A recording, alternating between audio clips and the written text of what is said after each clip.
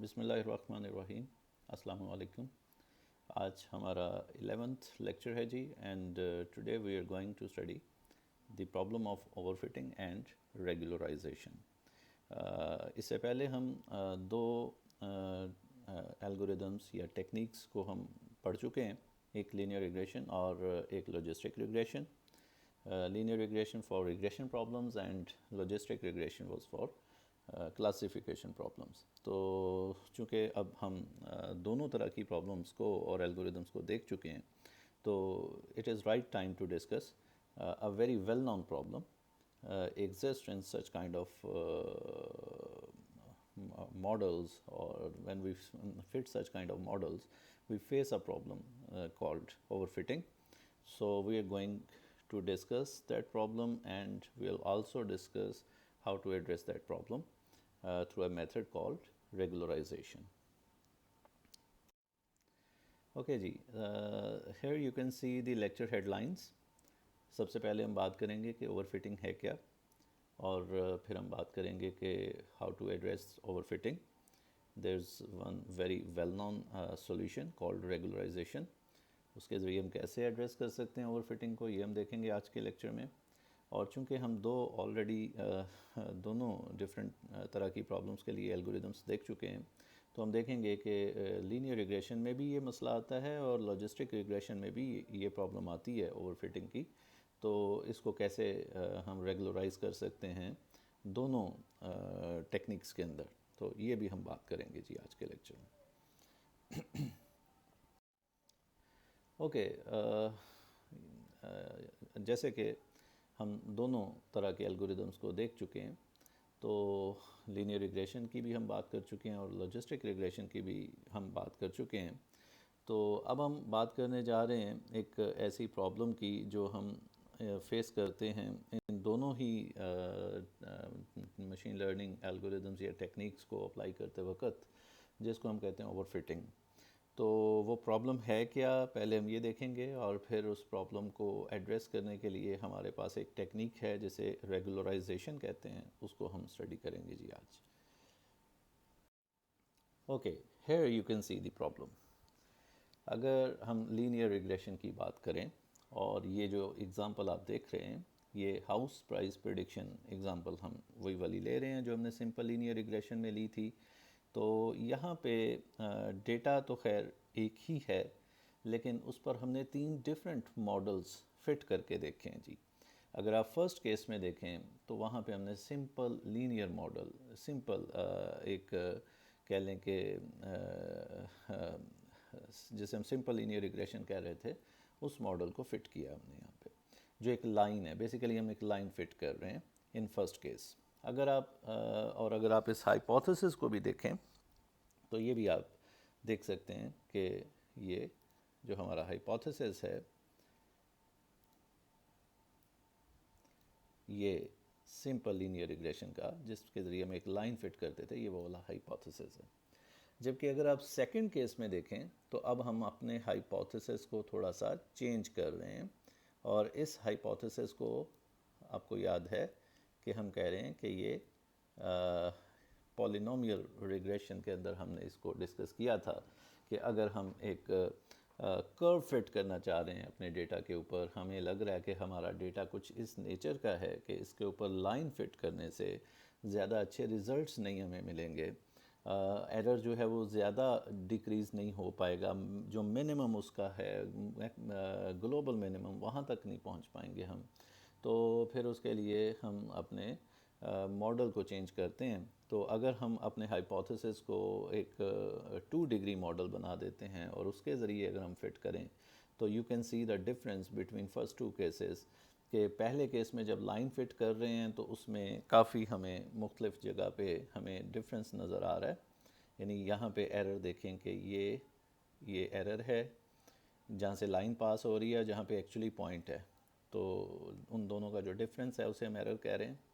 ये एरर है, ठीक है जी.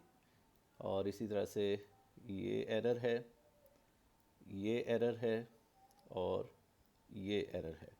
तो आप जानते हैं कि एक्चुअल जो आउटपुट है और जहाँ प्रेडिक्शन आ रही है, दोनों का डिफरेंस लेके आप स्क्वायर्स करके सबको जमा करके उसका मीन ले लेते थे। तो बेसिकली ये एरर्स हैं। तो ये अगर आप एरर निकालेंगे तो ये ज़्यादा होगा। लेकिन अगर मैं इस सेकंड केस में देखूं कि सेकंड केस में मेरे पास अगर यहाँ पे कर्व आ रही है तो शायद ये एरर है, ये एरर है, ये एरर है, ये एरर है जी, बहुत माइनर सा एरर है। यानी अगर हम थोड़ा सा डिफरेंस देखें तो सेकंड केस में हमें ज़्यादा बेटर फिटिंग नज़र आ रही है। यानी हमें ये लग रहा है कि हमारे पास जो डेटा है इस पर ज़्यादा अच्छा रिज़ल्ट हमें 2 डिग्री मॉडल जो है वो ज़्यादा अच्छा रिज़ल्ट देगा। और अगर हम थोड़ा सा तीसरी केस पर एक और थोड़ा सा नेक्स्ट लेवल पर मूव करते हैं और अगर मैं अपने हाइपोथेसिस को चेंज करता हूँ और अब मैं एक 4 डिग्री हाइपोथेसिस ले लेता हूँ। आपको पता है कि जितनी ज़्यादा हायर डिग्री हाइपोथेसिस होगा ये उतना ज़्यादा फ्लेक्सिबल होगा, इसके अंदर उतनी ज़्यादा कैपेसिटी होगी कॉम्प्लेक्स डेटा में फ़िट होने की, क्योंकि एक ऐसी कर्व हमें मिल सकती है जिसमें काफ़ी सारे बेंड्स कह लें या टर्न्स कह लें हमें मिलेंगे। जैसे कि लाइन है तो उसमें हमें कोई बेंट नहीं मिल सकता। अगर हम एक 2 डिग्री कर्व की बात करें तो उसमें हमें एक बेंट एक टर्न मिल सकता है, या अगर 3 डिग्री या 4 डिग्री में जाते हैं तो उतनी ज़्यादा वो कॉम्प्लेक्स कर्व हम उससे बना सकते हैं। तो जाहिर सी बात है कि जब आप एक हायर डिग्री मॉडल यूज़ कर रहे हैं जिसके अंदर इतनी फ्लेक्सिबिलिटी है कि वो किसी भी तरह की कॉम्प्लेक्स से कॉम्प्लेक्स कर्व ड्रॉ कर सकता हो सपोज़, तो फिर जब आप उसके ऊपर लीनियर रिग्रेशन या ग्रेडियंट डिसेंट एल्गोरिदम रन करेंगे तो ग्रेडियंट डिसेंट एल्गोरिदम कोशिश करेगा एरर को मिनिमाइज़ करने की, और वो उस एरर को इतना मिनिमाइज़ करने की कोशिश करेगा कि एरर ज़ीरो को अप्रोच कर जाए। ये एक बहुत इंपॉर्टेंट पॉइंट है जो मैं यहाँ पे बता रहा हूँ कि अगर मैं हमारा जो ग्रेडियंट डिसेंट है जब वो चलेगा वो एरर को मिनिमाइज़ करने की कोशिश करेगा, और उसकी कोशिश ये होती है कि उसे ज़ीरो तक लेके चला जाए। उस एरर को ज़ीरो तक लेके जाने का मतलब ये होता है कि आपकी जो कर्व है या जो आपकी लाइन है जो आप फिट कर रहे हैं in case of linear regression, वो हर डेटा पॉइंट के अंदर से पास होके गुजरे। यानी आप देख सकते हैं कि इन थर्ड केस अगर हम देखें तो हमें यहाँ पे ये जो डेटा पॉइंट है ये बिल्कुल लाइन के कर्व के अंदर से, कर्व इस डेटा पॉइंट के अंदर से पास हो रही है। यहाँ पे हमें माइनर सा डिफरेंस नज़र आ रहा है, एक्चुअली ये उसमें से ही पास हो रही है। यहाँ पे भी आप देख सकते हैं, यहाँ पे भी आप देख सकते हैं जी। तो मतलब हर पॉइंट के अंदर से ये कर्व पास हो रही है। कैसे? क्योंकि इस कर्व में इतनी फ्लेक्सिबिलिटी है, यानी 4 डिग्री ये कर्व जो हम ले रहे हैं यहाँ पे ये इतनी फ्लेक्सिबल हो सकती है कि ये हर डेटा पॉइंट को क्रॉस, हर डेटा में पॉइंट में से पास हो सके। तो जब इस कर्व में या इस मॉडल में इतनी फ्लेक्सिबिलिटी या कैपेसिटी होगी तो ग्रेडियंट डिसेंट कोशिश करेगा एरर को मिनिमाइज़ करने की। उसके लिए वो इस कर्व को इस तरह से प्लॉट कर देगा या इसके पैरामीटर्स को इस तरह से सेट करेगा कि ये कर्व हर डेटा पॉइंट के अंदर से पास होने की कोशिश करेगी। अच्छा, अब इसका फ़ायदा तो हमें बड़ा वाज़े नज़र आ रहा है कि जी अगर आप इन तीनों केसेस में से मैं आपसे पूछूं कि जी सबसे ज़्यादा बेटर फिटिंग किस में हो रही है, तो आपका जवाब होगा कि थर्ड केस में, क्योंकि थर्ड केस में कर्व हर डेटा पॉइंट के अंदर से पास हो रहा है, जिसकी वजह से जो एरर है, जो डिफरेंस है एक्चुअल आउटपुट का और प्रिडिक्शन का, वो बहुत मिनिमम है। और हम ये कहेंगे इसकी वजह से एरर कम होगा और प्रिडिक्शन ज़्यादा अच्छी है। तो लिहाजा इन तीनों केसेस में से देखने में तो हमें थर्ड केस में मॉडल सबसे बेटर फिटेड नज़र आ रहा है, एरर सबसे कम नज़र आ रहा है।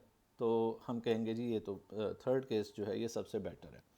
तो अगर हम इस बात को मान के चलें तो फिर इससे नतीजा ये निकलेगा कि आप अपने हाइपोथेसिस को हमेशा एक हायर डिग्री हाइपोथेसिस रखें, ताकि आपका जो मॉडल है वो इतना फ्लेक्सिबल हो कि जिस तरह का मर्ज़ी डेटा हो वो उसमें से पास हो सके। यानी ये हमें यहाँ पे फिर एक कह लें कि पॉइंट मिल गया कि जी अगर आपके पास सपोज़ लेट्स से कि अगर आपके पास जो है ओके एक मैं यहाँ पे एग्जांपल करके छोटी सी दिखाता हूँ आपको। ओके, लेट्स से कि अगर हमारे पास यहाँ पे ये एक मैं एग्ज़ाम्पल ले रहा हूँ जी, कि मेरे पास इस तरह से कोई एक डेटा सेट हो जिसमें कोई डेटा पॉइंट्स जो हैं वो कुछ इस तरह से प्लॉटेड हों।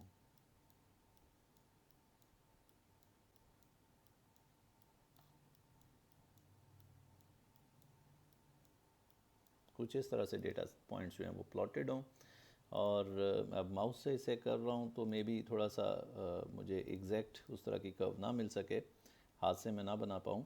लेकिन बहरहाल अगर मैं एक बड़ा हायर डिग्री मॉडल इसके लिए यूज़ कर लेता हूँ जी, हायर डिग्री मॉडल से मुराद है कि सपोज़ 5, 6, 7 डिग्री, तो यानी मुझे ये ज़रूरत ही नहीं है कि मैं पहले 1 डिग्री 2 डिग्री को देखूँ। मैं तो इस पर सीधा, मुझे पता है कि जितना हायर डिग्री मॉडल होगा वो उतना फ्लेक्सिबल होगा, और जितना कॉम्प्लेक्स डेटा होगा उस पर वो फिट होने की कोशिश करेगा या बेटर फिट हो सकेगा। सपोज़ कुछ इस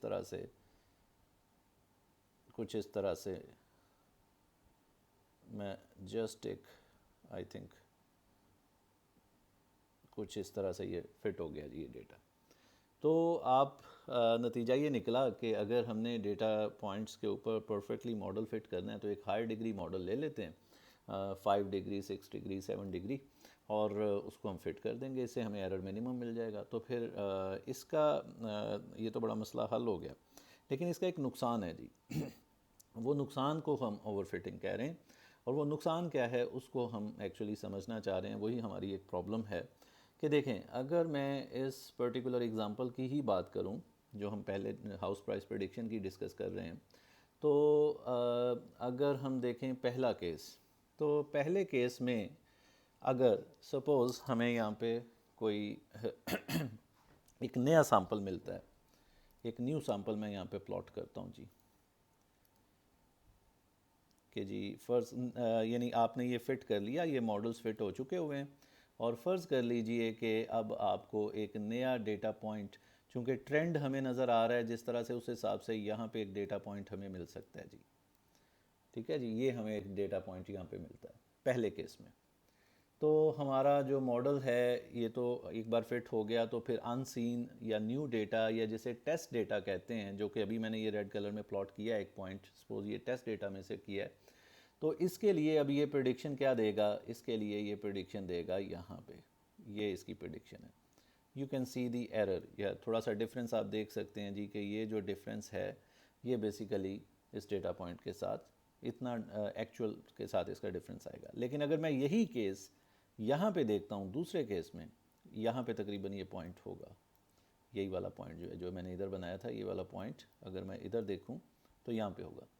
तो ये आप देखें, इन दिस केस हमारा जो मॉडल जहाँ पे फिट हो रहा है, ये टेस्ट डेटा के ऊपर भी उतना ही तकरीबन अच्छे रिजल्ट दे रहा है जितना कि ये ट्रेनिंग डेटा के ऊपर दे रहा था। यानी ट्रेनिंग डेटा वो पॉइंट्स हैं जो आपको पहले से डेटा सेट में मिले हुए होते हैं, टेस्ट डेटा वो पॉइंट्स हैं या वो डेटा सैम्पल्स हैं जो बाद में जब मॉडल एक बार फिट हो जाता है और आप उसे लॉन्च कर देते हैं तो उसने अनसीन डेटा के ऊपर जब चलना है जाके, वहाँ पे क्या रिज़ल्ट देगा।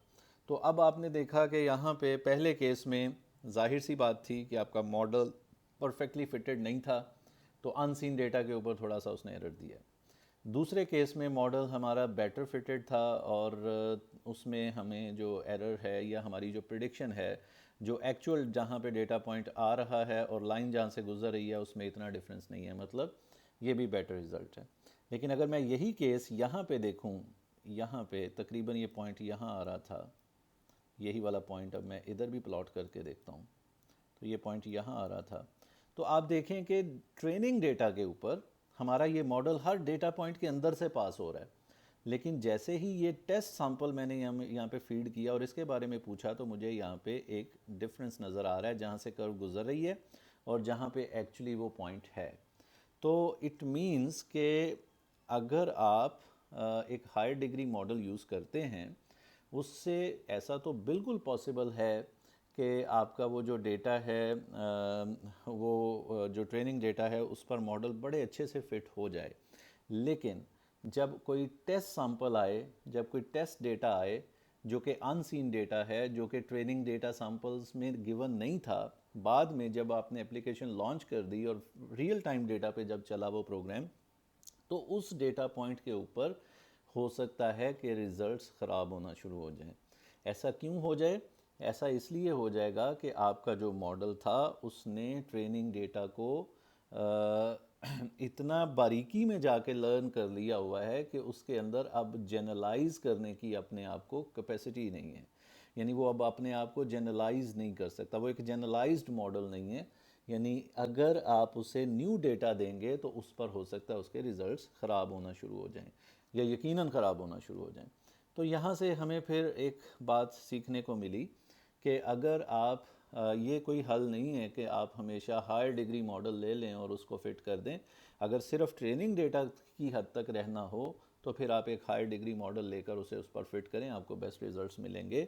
लेकिन नॉर्मली ट्रेनिंग डेटा तो सिर्फ ट्रेनिंग के लिए यूज़ होता है, बाद में जब मॉडल फिट हो जाता है तो फिर उसने टेस्ट डेटा के ऊपर चलना होता है, रियल टाइम डेटा के ऊपर जाके उसने काम करना होता है। तो फिर जब आप उसे टेस्ट डेटा के ऊपर जाके चेक करेंगे तो उसके रिज़ल्ट्स वहाँ पे ख़राब होने शुरू हो जाएंगे। अगर उसने ओवर लर्न, अगर उसने उन चीज़ों को, ट्रेनिंग डेटा को इस हद तक लर्न कर लिया हुआ है कि अब उसके अंदर जनरलाइज करने की अपने आप को कैपेसिटी नहीं है।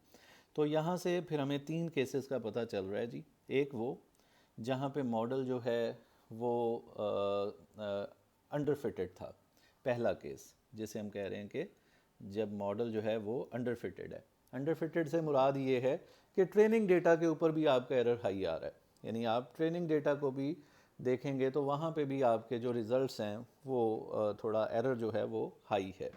लेकिन एक वो केस है जिसमें सॉरी, जिसमें जो मॉडल है वो ओवरफिट हो रहा है, जिसमें ट्रेनिंग डेटा के ऊपर एरर बिल्कुल मिनिमम हो जाता है, लेकिन जब टेस्ट डेटा या न्यू डेटा उस पर इनपुट करके आप देखते हैं तो वहाँ पे एरर इंक्रीज़ कर जाता है, एरर अच्छा खासा इंक्रीज़ कर जाता है। तो हम कहते हैं कि एक्चुअली हमारा जो मॉडल है ये ओवर फिटेड हो चुका हुआ था। ये ट्रेनिंग डेटा के ऊपर तो बड़े अच्छे तरीके से फिटेड था, लेकिन ये न्यू डेटा के लिए अपने आप को जनरलाइज नहीं कर पा रहा। और एक तीसरा केस है जी, जो एक्चुअली राइट केस है या राइट चीज़ है, जिसमें हमारा मॉडल जो है वो तकरीबन जो ट्रेनिंग डेटा के ऊपर जिस तरह का उसके रिज़ल्ट्स हैं, टेस्ट डेटा के ऊपर भी मिलते जुलते रिज़ल्ट्स वो हमें दे रहा होता है। तो बेसिकली हम अब यहाँ पे इस नतीजे पे पहुँचे इस स्लाइड के बाद कि ओवरफिटिंग जो है ये एक बड़ी एक कॉमन और एक बहुत बड़ी प्रॉब्लम है। अगर आपने मॉडल की सिलेक्शन जो है, मॉडल सिलेक्शन से मुराद क्या है कि आपने एक लाइन फिट करनी है, 2 डिग्री कर्व फिट करनी है, 3 डिग्री कर्व फिट करनी है, यानी आपने कौन सा मॉडल फिट करना है। ये जो मॉडल सिलेक्शन है ये अगर आपकी गलत है तो आप ओवर फिटिंग या अंडर फिटिंग को फेस कर सकते हैं। तो मॉडल सिलेक्शन बहुत केयरफुली हमें करनी पड़ती है। इसकी आगे टेक्निक है, मॉडल सिलेक्शन टेक्निक, जो हम डिस्कस करेंगे आगे एक लेक्चर में। लेकिन फ़िलहाल हम सिर्फ ये जानना चाह रहे हैं कि हमारे पास ऐसा बिल्कुल पॉसिबल है कि अगर हम कोई मॉडल फिट करें तो वो या ओवर फिट हो जाए या अंडर फिट हो जाए। अंडर फिटिंग के केस में फिर हमें पता होता है कि हमें क्या करना है, हमें मॉडल को थोड़ा हायर डिग्री पे लेके जाना है, और ओवर फिटिंग के केस में क्या करना है, उसको लोअर डिग्री पर लेके आना है। और अंडर फिटिंग की पहचान क्या है कि आपका ट्रेनिंग डेटा पर भी एरर हाई होता है और टेस्ट डेटा पर भी एरर हाई होता है। जबकि ओवर फिटिंग की पहचान ये है कि ट्रेनिंग डेटा के ऊपर एरर बहुत कम हो जाता है, ज़ीरो को अप्रोच करना भी शुरू कर सकता है, लेकिन टेस्ट डेटा के ऊपर उसका जो एरर है वो काफ़ी हाई हो जाता है। जबकि राइट केस ये है कि जिस तरह के उसका एरर या रिज़ल्ट्स जो ट्रेनिंग के ऊपर हैं, तकरीबन उसी तरह के रिज़ल्ट्स या उतनी ही अच्छी परफॉर्मेंस उसकी टेस्ट डेटा के ऊपर भी होनी चाहिए। तो आई होप इस डिस्कशन के बाद you are in position to define overfitting, या आप ये समझ सकें कि ओवरफिटिंग बेसिकली है क्या। तो अगर ये समझ आ चुका है तो अब हम आगे बढ़ते हैं और हम देखेंगे कि how can we address this problem.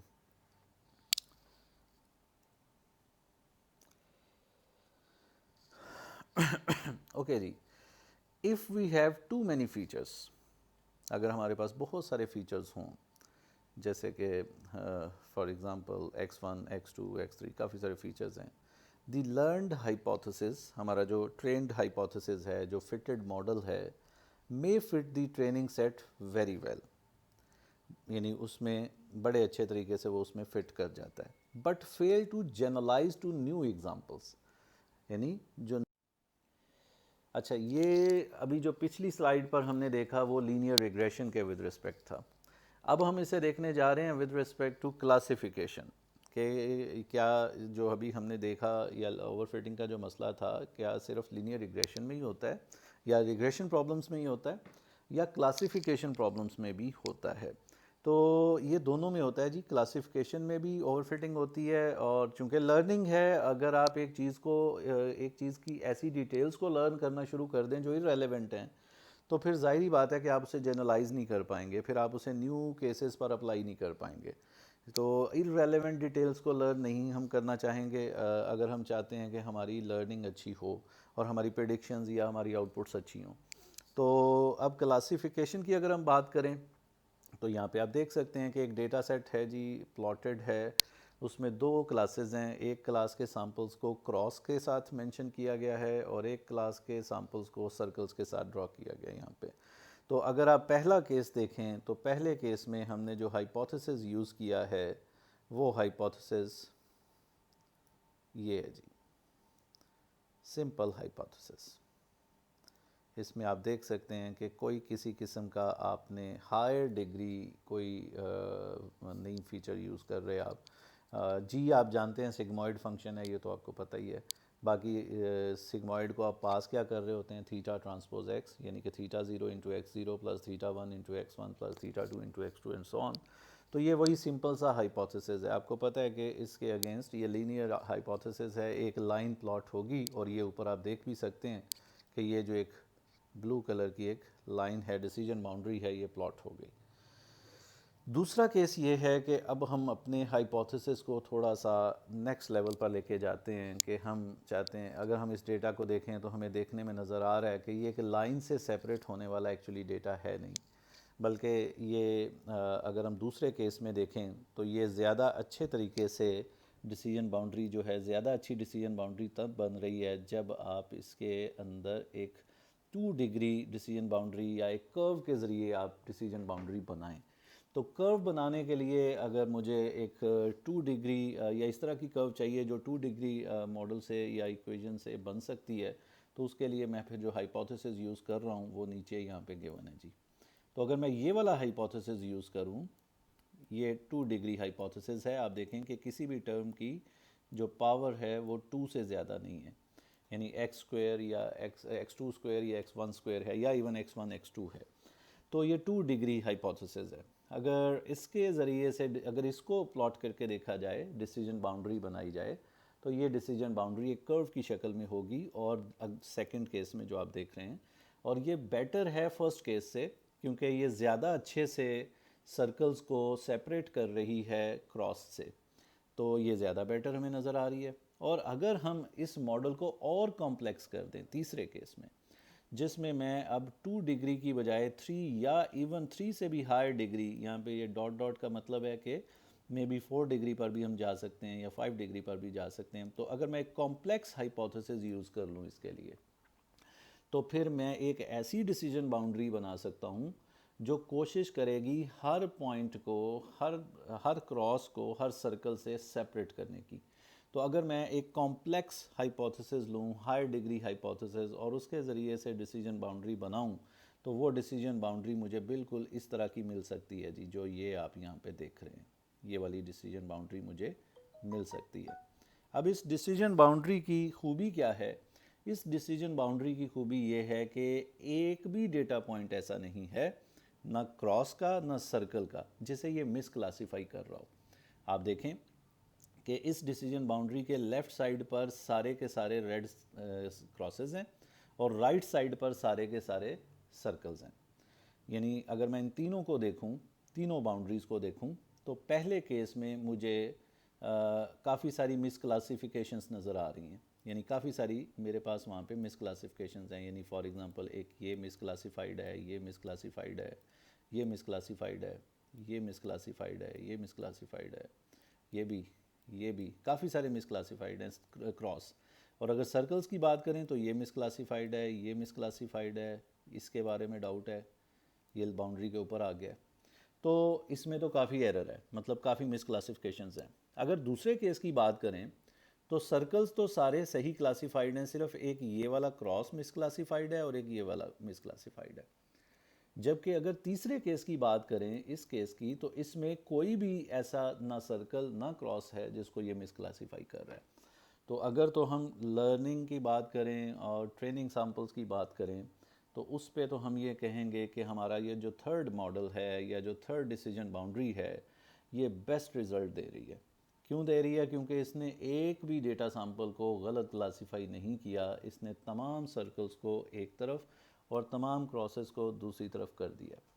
जबकि सेकंड केस में हमें थोड़ा सा एरर मिल रहा है और फर्स्ट केस में हमें काफ़ी हाई एरर मिल रहा है। लेकिन अगेन यहाँ पे भी वही प्रॉब्लम आएगी जो लीनियर रिग्रेशन के केस में हमने फेस की थी, कि जो तीसरा आपका डिसीजन बाउंड्री है, ये मॉडल है, इसके अंदर जनरलाइज करने की कैपेसिटी नहीं है। अगर फ़र्ज़ कर लीजिए कि मैं यहाँ पे कहता हूँ कि मेरे पास अगर एक अगर यहाँ पे सर्कल हो, इस जगह पे सर्कल हो, या मेरे पास, क्योंकि अगर आप देखें तो ये वाला जो एरिया है, ये वाला एरिया, ये तकरीबन सर्कल क्लास को बिलोंग कर रहा है।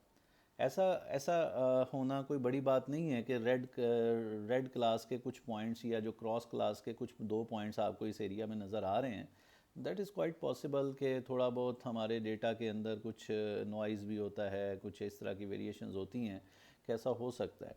लेकिन आप देखें तो ये एरिया बिलोंग कर रहा है, जो मैंने हाईलाइट किया, ये एरिया बिलोंग कर रहा है सर्कल क्लास को, तो यहाँ पे भी एक सर्कल हो सकता है। ठीक है जी। उसके बाद तो क्या होगा कि हमारा ये जो मॉडल है, ये इन दोनों सर्कल्स को, इसको भी और इस सर्कल को भी, ये सपोज टेस्ट सैंपल्स हैं, दो टेस्ट सैंपल्स आपने दिए हैं, इनको ये कह देगा ये क्रॉस क्लास को बिलोंग कर रहा है। क्यों कर रहा है? क्योंकि ये बाउंड्री के लेफ्ट साइड पर आ रहा है।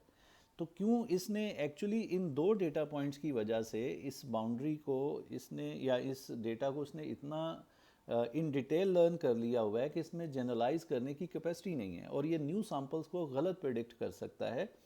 तो अब हम यहाँ पे वही वाला फॉर्मूला और वही वाला रूल अप्लाई करते हुए ये कह सकते हैं कि जो थर्ड केस है ये ओवरफिटिंग का केस है, क्योंकि इसमें ट्रेनिंग एरर तो ज़ीरो है। ट्रेनिंग डेटा के ऊपर तो सारे सही क्लासीफाई हो रहे हैं, लेकिन टेस्ट डेटा के ऊपर इसमें जनरलाइज करने की कैपेसिटी नहीं है। जबकि पहला जो केस है वो अंडरफिटिंग का केस है, क्योंकि उसमें ट्रेनिंग एरर भी हाई है। क्योंकि इस पे ज़्यादा अच्छा हम देख सकते हैं कि रिज़ल्ट हमें सेकंड केस में मिल रहा है, जब हमने एक कर्व यूज़ की 2 डिग्री कर्व, और उससे जब हमने डिसीजन बाउंड्री बनाई तो वो ज़्यादा अच्छे रिज़ल्ट हमें दे रहा है। तो हम ये कह सकते हैं कि जो फर्स्ट केस है वो अंडरफिटिंग का केस है, जिसमें ट्रेनिंग एरर भी हाई है और उस पर टेस्ट एरर भी हाई होगा। और जो थर्ड केस है वो ओवरफिटिंग का केस है, कि ट्रेनिंग एरर तो बिल्कुल ज़ीरो है, लेकिन उसका जो टेस्ट एरर है, मतलब टेस्ट डेटा के ऊपर जो रिज़ल्ट्स हैं, वो ख़राब हो सकते हैं। जबकि जो सेकंड केस है, that is the right case, के या राइट बाउंड्री, के जिसके अंदर आपने जिस तरह की बाउंड्री बनाई है वो देखने में हमें नज़र आ रहा है कि वो सेपरेट कर रही है अच्छे तरीके से दोनों क्लासेस को।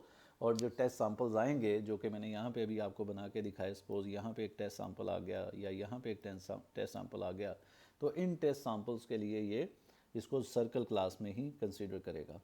तो हमने अब दो बातें सीख ली कि जो लीनियर रिग्रेशन है उसके अंदर भी और लॉजिस्टिक रिग्रेशन के अंदर भी, या इवन आप कह लें रिग्रेशन प्रॉब्लम्स में भी या क्लासिफिकेशन प्रॉब्लम्स में भी ओवरफिटिंग।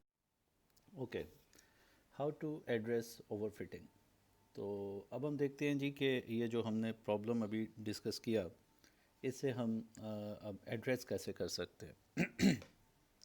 अच्छा, एक तो बड़ा जो सीधा सा जवाब आपके या हमारे जहन में आता है वो ये है कि हम डेटा को प्लॉट करके देख लें और उस पर मॉडल जब फिट करके देखें, तो अगर हमें लगे कि ये ओवरफिटेड है, यानी कोशिश कर रहा है कि हर सैंपल को करेक्टली, अगर क्लासिफिकेशन प्रॉब्लम है तो हर सैंपल को करेक्टली क्लासीफाई करने के लिए वो एक कॉम्प्लेक्स बाउंड्री बना रहा है, जिससे कि बाद में जनरलाइजेशन उसकी या उस बाउंड्री की को जनरलाइज करना जो है वो मुश्किल हो जाएगा, तो हम कह सकते हैं कि ओवरफिटिंग की तरफ हम जा रहे हैं। लेकिन ऐसा हम नहीं कर पाएंगे प्रैक्टिकली, क्योंकि अगर तो हमारे पास दो फीचर्स हैं तो फिर तो शायद हम उसे प्लॉट करके देख सकते हैं इस तरह से, या मे बी 3 डायमेंशनल स्पेस में भी हम देख सकते हैं। लेकिन हायर डायमेंशनल स्पेस जबकि आपके पास नंबर ऑफ़ फीचर्स जो है वो मे बी मोर देन 20 हो जाएं, 30 हो जाएं, या बहुत ज़्यादा फीचर्स जब हो जाएंगे, जो कि यूजुअली डेटा में ऐसा ही होता है कि नंबर ऑफ़ फीचर्स काफ़ी ज़्यादा होते हैं, तो वहाँ पे फिर हम उसे प्लॉट नहीं करके देख सकते, हम उसे विजुअलाइज नहीं कर सकते। तो फिर इट मीन्स के ये वाली अप्रोच जो है, ये अप्रोच सिर्फ समझने के लिए तो ठीक है, लेकिन प्रैक्टिकली हमें ये वाला तरीका हम इख्तियार नहीं कर सकते। तो यही यहाँ पे बताया जा रहा है इन फर्स्ट बुलेट कि often we have a lot of features. तो ये सिर्फ अब इस अच्छा एक जो ओवरफिटिंग का सबब बन रही होती है चीज़, एक तो मैंने जो डिस्कस किया पिछली स्लाइड्स में कि मसला ये होता है कि आप एक हायर डिग्री हाइपोथेसिस करते हैं एज्यूम, और जिसके नतीजे में अगर क्लासिफिकेशन प्रॉब्लम है तो काफ़ी कॉम्प्लेक्स बाउंड्री बन सकती है जो कि हर सैंपल को करेक्टली क्लासीफाई कर सके। और अगर रिग्रेशन प्रॉब्लम है तो बड़ा एक कॉम्प्लेक्स मॉडल प्लॉट हो सकता है, एक ऐसी कॉम्प्लेक्स कर्व बन सकती है जो कोशिश करे हर डेटा पॉइंट के अंदर से गुजरने की। तो एक तो ये मसला है कि आप जब हायर डिग्री पॉलिनोमियल अपने हाइपोथेसिस के अंदर एज्यूम करेंगे तो उससे भी ओवरफिटिंग का मसला आ जाता है। और दूसरा एक और जो प्रॉब्लम है वो है लॉट ऑफ फीचर्स की वजह से भी ये एक प्रॉब्लम जो है हम फेस करते हैं, क्योंकि होता ये है कि जब आप डेटा सेट कंस्ट्रक्ट कर रहे होते हैं तो उसमें ऐसा भी हो सकता है कि कुछ ऐसे फ़ीचर्स डाल दिए जाएं या ऐसे फ़ीचर्स आ जाएं जो इररेलेवेंट हों, जिनकी ज़रूरत नहीं थी लेकिन ये आइडेंटिफाई कर पाना उन्हें मुश्किल था या नामुमकिन था, या वो अगर फ़ीचर्स कह लें कि रिक्वायर्ड थे लेकिन वो बहुत ही कह लें कि उनका कंट्रीब्यूशन बहुत कम रिक्वायर्ड था। तो बहरहाल और बहुत सारी ऐसी चीज़ें हैं कि अगर आप ऐसे फ़ीचर्स को यूज़ करते हैं जो रिडंडेंट हैं, मतलब फ़र्ज़ करें एक पेशेंट के बारे में आप उसके सिम्टम्स पर मुश्तमिल डेटा सेट आप बना रहे हैं, तो उसमें कोई एक रीडिंग है जो कि दो तरीक़ों से कंप्यूट हो रही है, मतलब एक अलहदा से भी एक्सप्लिसिटली भी गिवन है और वो किसी और एक पैरामीटर से भी कंप्यूट हो सक रही है। तो रिडंडेंसी आ जाएगी आपके डेटा सेट में कि एक फ़ीचर जो है वो दो मुख्तलिफ़ जगहों से कैलकुलेट होके या दो मुख्तलिफ़ जगह से रिफ़्लेक्ट हो रहा है, ऐसा भी हो सकता है।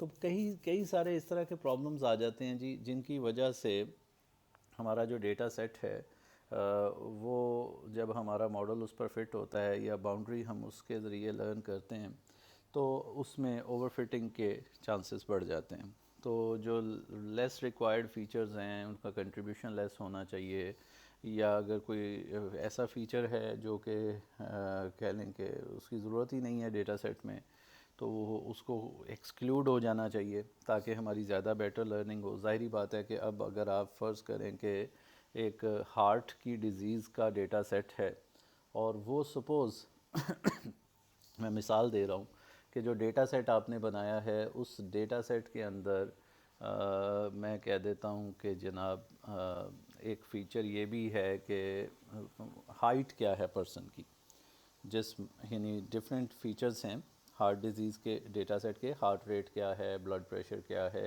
एज क्या है, जेंडर क्या है। तो एक उसमें ये भी पैरामीटर है सपोज़ के हाइट क्या है पर्सन की सपोज़, और मैं अज्यूम कर लेता हूँ कि हाइट के ऊपर हार्ट की डिज़ीज़ डिपेंड नहीं करती। तो इट मीन्स कि फिर आपके डेटा सेट में एक ऐसा फ़ीचर शामिल हो चुका हुआ है जिस पर एक्चुअली आपकी प्रिडिक्शन का कोई डिपेंडेंस है ही नहीं। लेकिन जब आप उसको रहने देंगे डेटा सेट में और आपका मॉडल जो है उसी पर ट्रेन होगा, लर्निंग उस पर हो रही होगी, तो फिर वो किसी ना किसी तरीके से उस फीचर्स को भी इन्वॉल्व करने की कोशिश करेगा उस प्रॉब्लम के अंदर, और उसको भी रिलेट करके लर्न करने की कोशिश करेगा या मॉडल को फिट करने की कोशिश करेगा। तो जिसका नतीजा ये होगा कि एक ऐसी यूज़लेस इंफॉर्मेशन जो है वो हिस्सा बन रही है आपकी लर्निंग प्रोसेस का जिसका कोई अमल दखल नहीं है।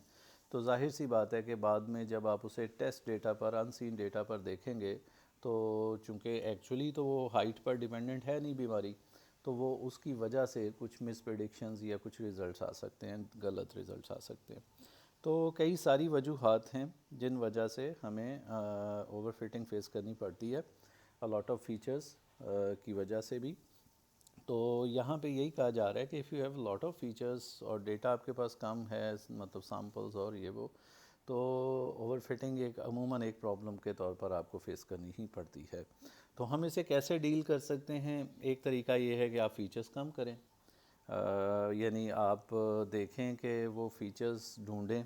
नंबर वन तो वो फ़ीचर ढूंढें जो यूज़लेस हैं, जो ऐसे ही आपके डेटा सेट में, एक तो वो निकालें, वो तो निकालने ही चाहिए। वो आपके डेटा प्री प्रोसेसिंग का, डेटा प्रिपरेशन का एक स्टेप है कि उसे निकालना चाहिए।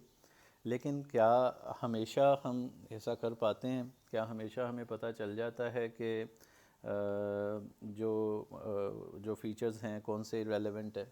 और अगर सपोज़ कुछ ऐसे फ़ीचर्स भी होंगे जो बड़े इम्पॉर्टेंट होंगे, कुछ ऐसे होंगे जो लेस इम्पॉर्टेंट होंगे, तो अब ये तो नहीं किया जा सकता कि हम उसमें से अपनी मर्ज़ी के कुछ फ़ीचर्स निकाल दें। अगर अपनी मर्ज़ी के डेटा सेट में से फ़ीचर्स निकाल देंगे तो जाहिर सी बात है कि नंबर ऑफ़ फ़ीचर्स तो कम हो जाएंगे, और हम शायद इस प्रॉब्लम को तो एड्रेस करने की तरफ मूव कर रहे होंगे, ओवरफिटिंग की। लेकिन नंबर ऑफ़ फ़ीचर्स के कम हो जाने की वजह से ऐसा हो सकता है कि आप इंफॉर्मेशन लूज़ कर जाएं। अच्छा खासा वो जो रिक्वायर्ड फ़ीचर थे, बड़े इंपॉर्टेंट फ़ीचर्स थे, वो आप निकाल दें। तो ये नहीं किया जा सकता कि हम नंबर ऑफ़ फ़ीचर्स रिड्यूस कर दें। तो दूसरा हल ये है हमारे पास फिर कि हम एक टेक्निक यूज़ करें जिसे हम कहते हैं रेगुलराइजेशन, कि हम सारे फ़ीचर्स को रखें, लेकिन उन फ़ीचर का कंट्रीब्यूशन जो है उसको हम कंट्रोल करें। यानी हम कोशिश करें कि जो ज़्यादा अच्छे फ़ीचर्स हैं वो ज़्यादा कंट्रीब्यूट करें, वो ज़्यादा उन पर डिपेंडेंट हो हमारा मॉडल, और जो लेस इम्पॉर्टेंट फ़ीचर्स हैं उनका कंट्रीब्यूशन जो है वो कम होना चाहिए। ये अब हम चाह रहे हैं। तो ऐसी अप्रोच हमें कब ज़्यादा फ़ायदा देती है? जब हमारे पास बहुत सारे फ़ीचर्स हों, यानी डेटा सेट में बहुत सारे कॉलम्स हों, और हर फीचर कुछ ना कुछ कंट्रीब्यूट कर रहा हो, यानी कुछ ना कुछ कंट्रीब्यूशन उनका फ़ीचर्स का ज़रूर हो। तो फिर हम वहाँ पे रेगुलराइजेशन यूज़ कर सकते हैं, और रेगुलराइजेशन के ज़रिए हम करेंगे ये कि जो फ़ीचर्स हैं उनके कंट्रीब्यूशन को हम कंट्रोल करेंगे जी। यानी कुछ इस तरह से हम चाहेंगे कि फ़ीचर्स इस्तेमाल किए जाएंगे जो उनके साथ पैरामीटर्स हैं, यानी जो थीटाज़ हैं, जो मल्टीप्लाई होते हैं उन फीचर्स के साथ। फ़ीचर्स क्या हैं? x1 x2, जो जिनको हम नाम देते हैं।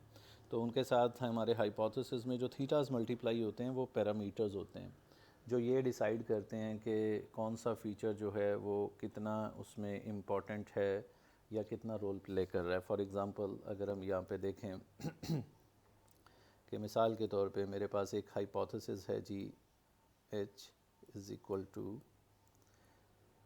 Theta zero plus theta one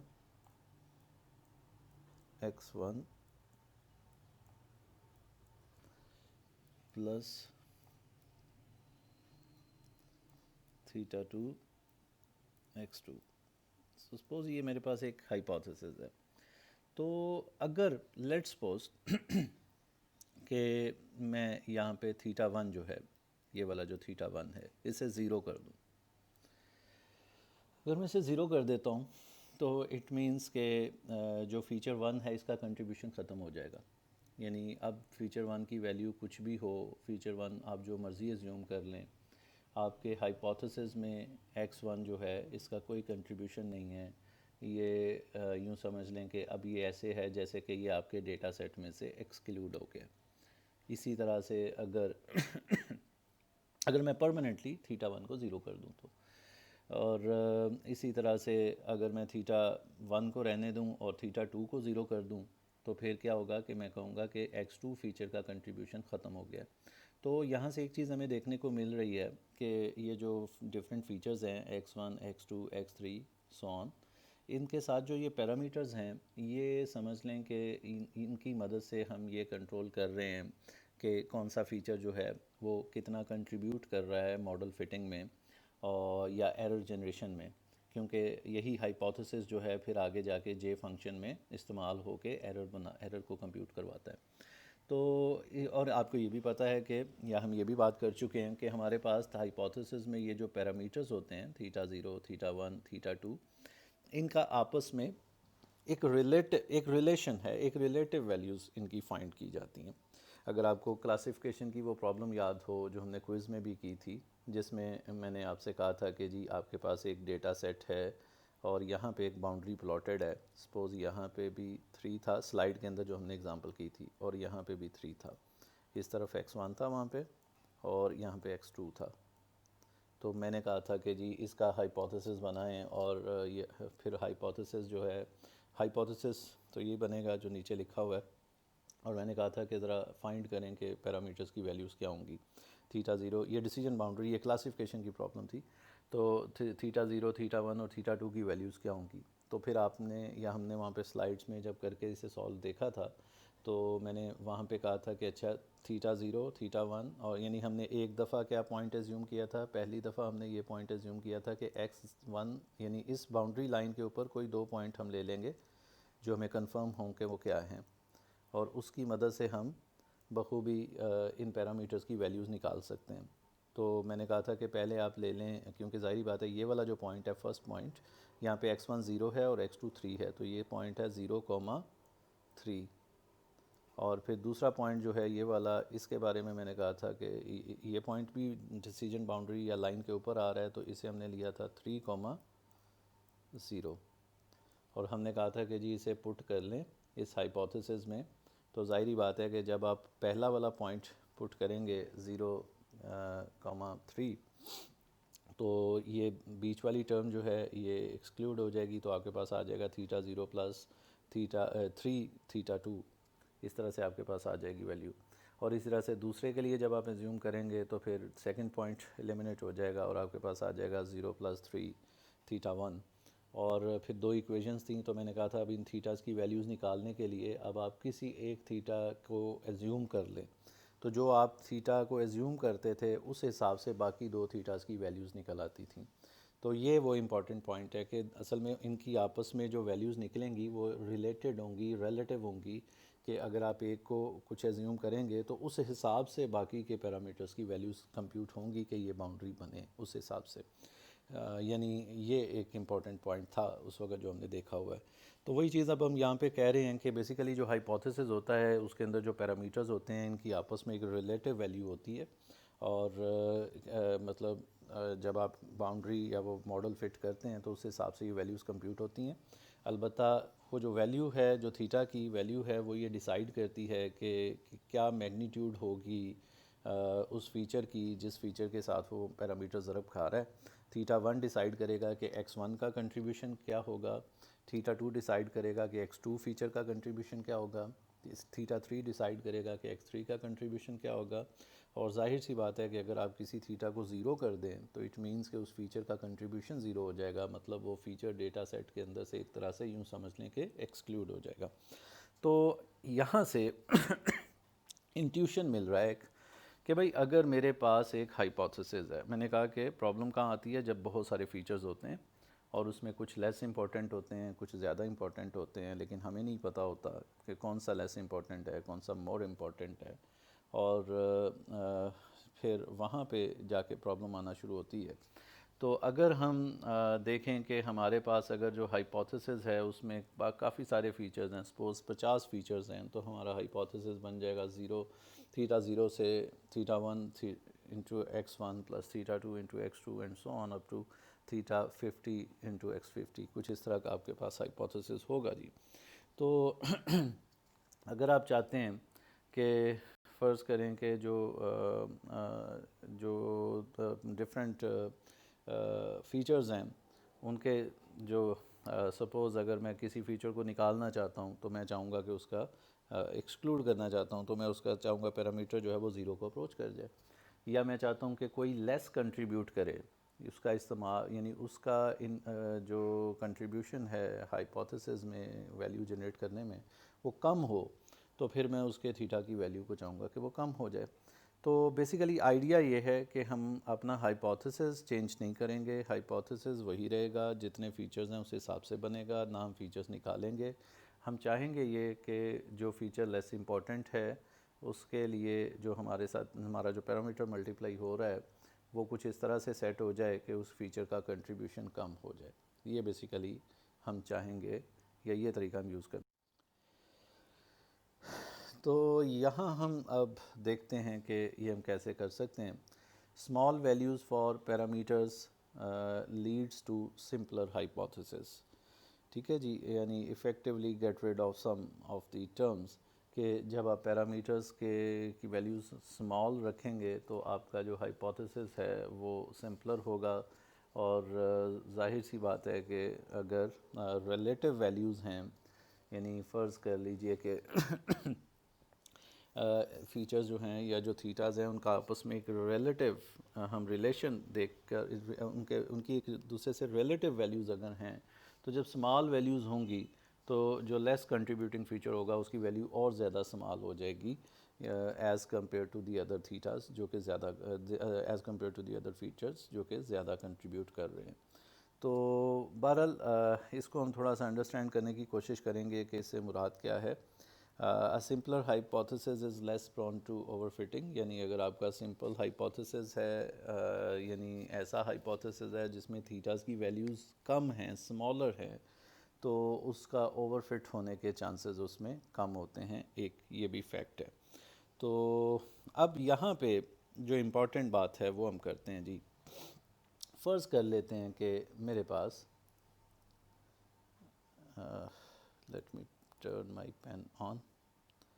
अच्छा जी, फ़र्ज़ कर लेते हैं कि हमारे पास जो एरर फंक्शन था, उस एरर फंक्शन में आप जानते हैं कि वो कुछ ये था कि j is equal to 1/2m summation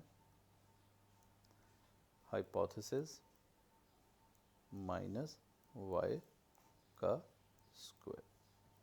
ये था जी हमारा बेसिकली एरर फंक्शन।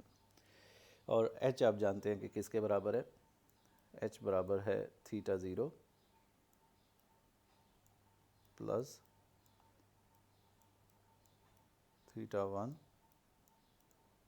x1 से ऑनवर्ड प्लस थीटा n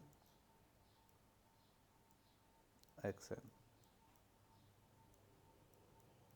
ठीक है जी, तो ये बेसिकली हमारा हाइपोथेसिस था। अब यहाँ पे हम एक चीज़ करना चाह रहे हैं कि सपोज़ मैं एक टर्म ऐड करता हूँ यहाँ पे, let me add a term over here, और मैं यहाँ पे लिख देता हूँ कि theta one square into 100। Suppose अब क्या होगा, यानी मैंने एरर फंक्शन को थोड़ा सा चेंज कर दिया जी, कि अब मेरे पास जो एरर फंक्शन है वो ये बन चुका है कि बाकी सारा कुछ वैसा ही है, सिर्फ मैंने थीटा वन को स्क्वायर्ड करके 100 से मल्टीप्लाई करके एरर में ऐड कर दिया। अब मैंने देखना ये है कि बेसिकली इसका इम्पेक्ट क्या आएगा, इसका फ़ायदा या नुकसान क्या होगा, इसका असर क्या होगा।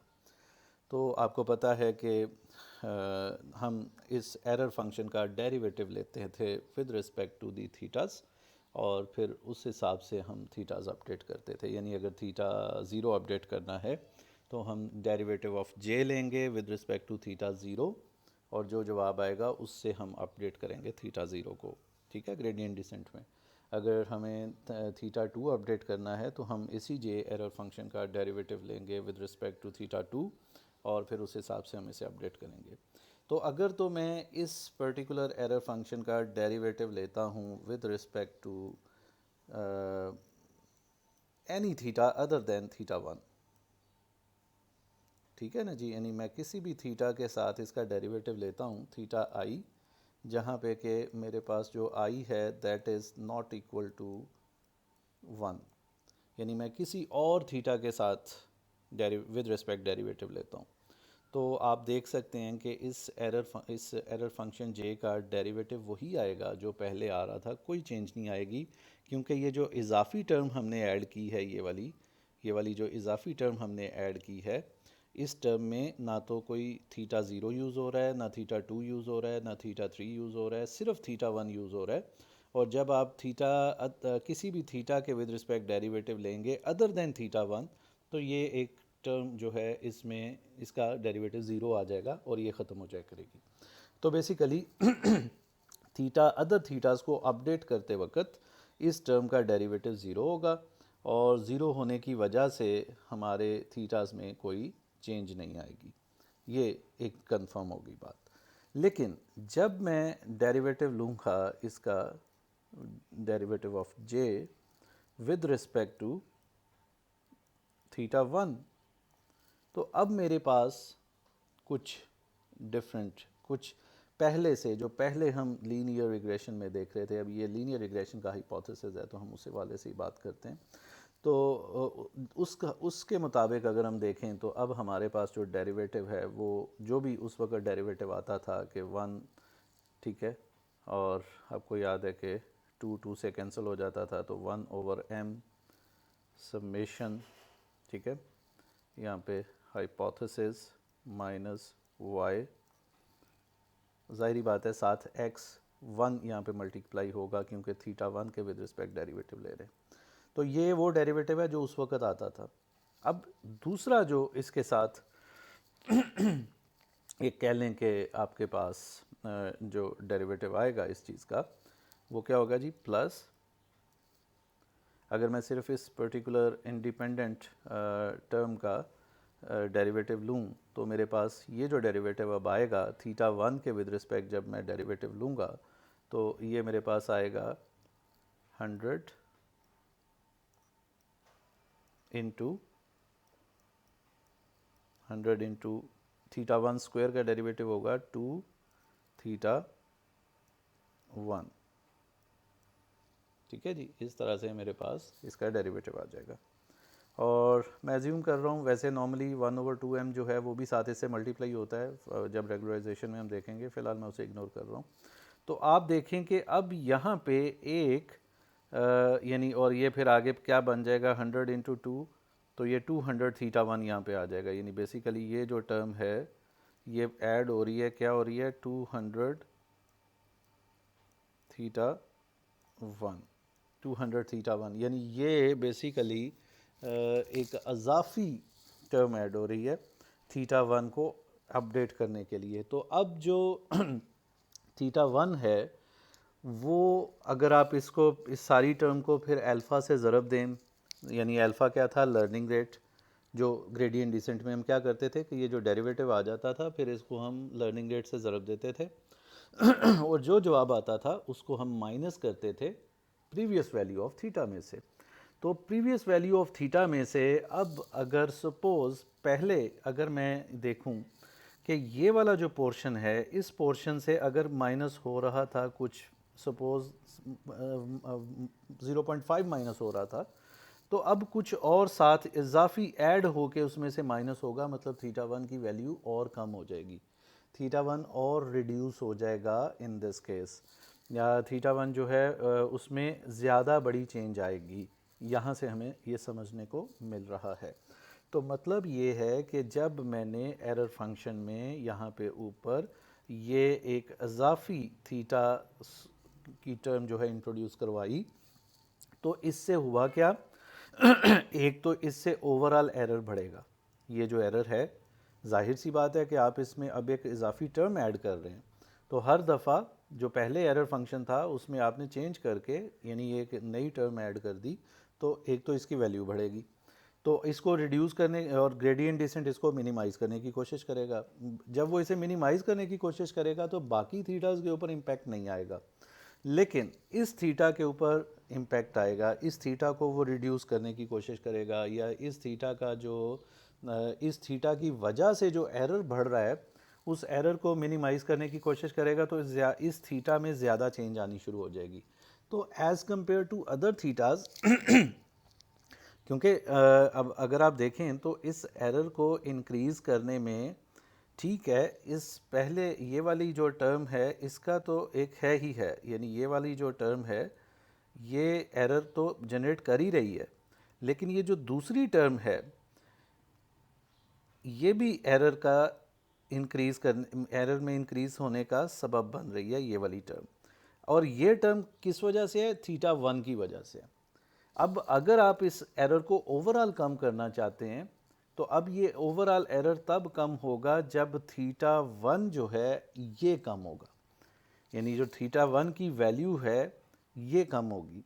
अब देखें थीटा 1 की वैल्यू अगर 5 थी तो 5 का स्क्वायर 25 इंटू 100 तो 2500 ऐड हो रहा है, लेकिन बाद में थीटा 1 की वैल्यू सपोज हो गई 2 तो थीटा 1 का स्क्वायर क्या होगा? 2 इंटू 2 4, 4 इंटू 100 400।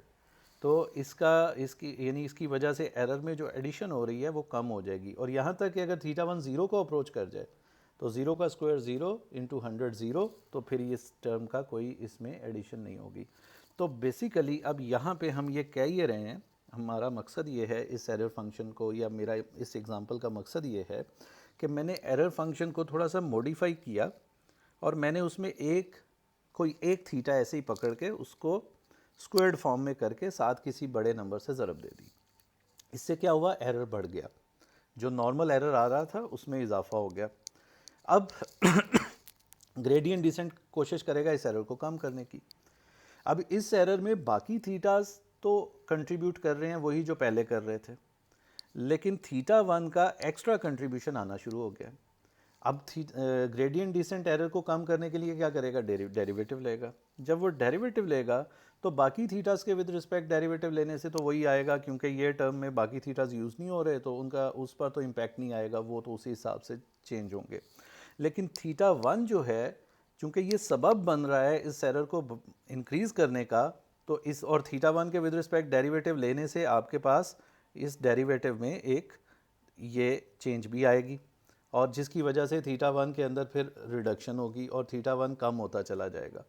और जैसे जैसे आप इसको आइट्रेटिवली चलाते जाएंगे, नतीजा ये निकलेगा कि थीटा 1 की वैल्यू रिड्यूस होती जाएगी, थीटा 1 कम से कम होता चला जाएगा, और उसी वजह से एरर, क्योंकि वो एरर मिनिमाइज़ करने की कोशिश कर रहा होगा, तो जब थीटा 1 मिनिमाइज़ होता चला जाएगा एरर कम होता चला जाएगा, लेकिन थीटा 1 का कंट्रीब्यूशन कम होता चला जाएगा हाइपोथेसिस में।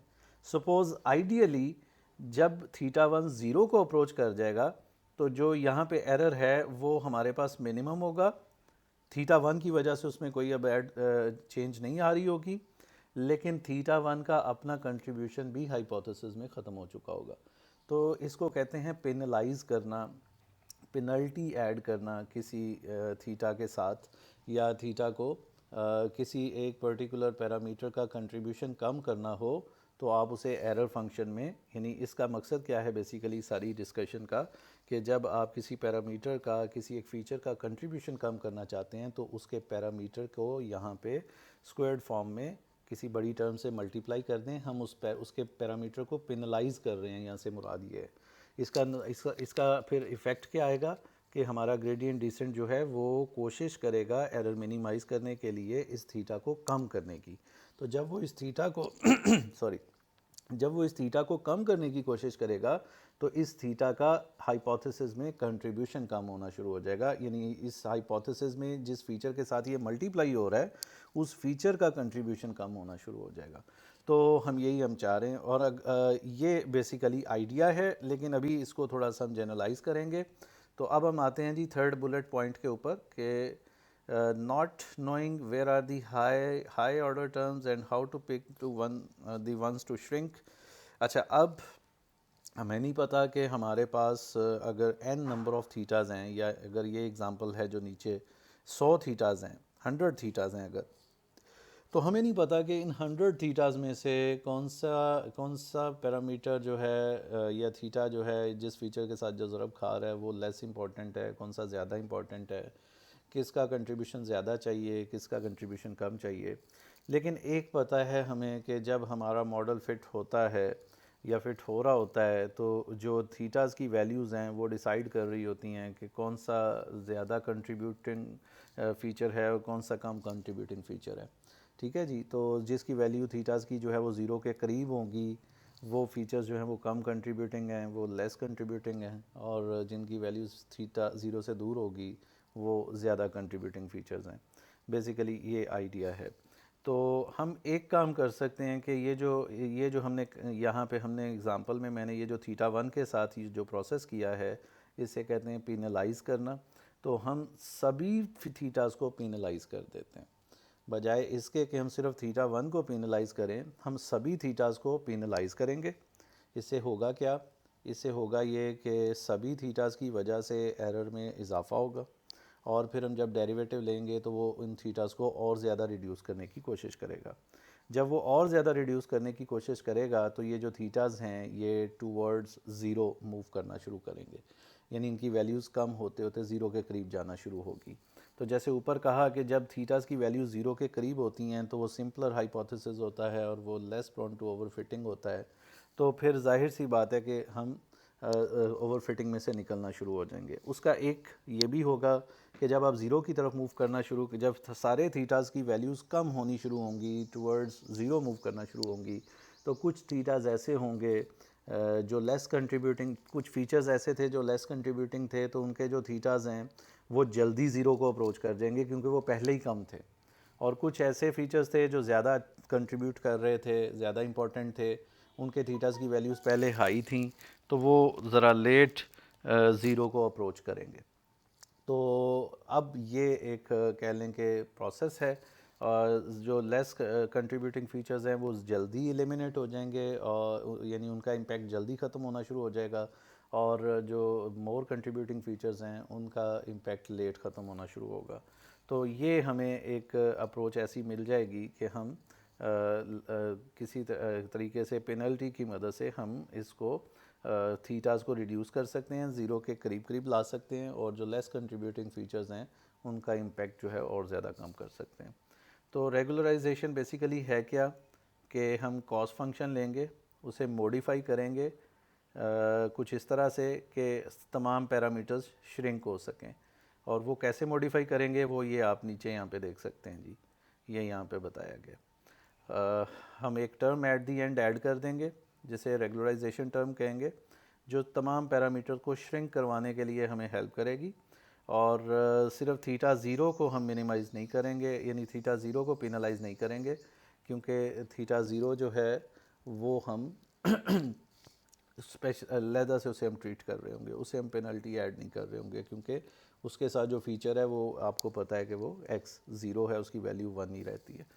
तो यहाँ पे अगर आप देखें कि अब हमारा एरर फंक्शन जो है वो चेंज होके किस तरह का बना है, 1/2m सेम वही चीज़ है, summation hypothesis minus Y square सारा कुछ वही है, सिर्फ ये जो एक नई टर्म ऐड हो रही है प्लस के लैम्डा। ये लैम्डा क्या है? लैम्डा जो मैंने ऊपर यहाँ पे एक बड़ा नंबर थीटा वन स्क्वायर से मल्टीप्लाई किया था, ऊपर एग्जांपल जो मैंने समझा रहा था, तो ये लैम्डा समझ लें कोई एक नंबर है जो हम एक पैरामीटर को वैल्यू पहले देंगे, तो 100, 10 या जो भी वैल्यू हम इसकी रखनी चाहेंगे। तो ये लैम्डा एक पैरामीटर है। समेशन आई टू एन, जितने भी थीटाज हैं, अब सभी थीटाज के ऊपर हमने ये काम करना है, सिर्फ थीटा वन या थीटा टू किसी पर्टिकुलर थीटा पे नहीं करना, और तमाम थीटास का स्क्वायर लेके अब हम उन्हें सम कर देंगे। ठीक है जी, तो ये हमारे पास एक मॉडिफाइड फॉर्म आ गई एरर फंक्शन की, जिसके अंदर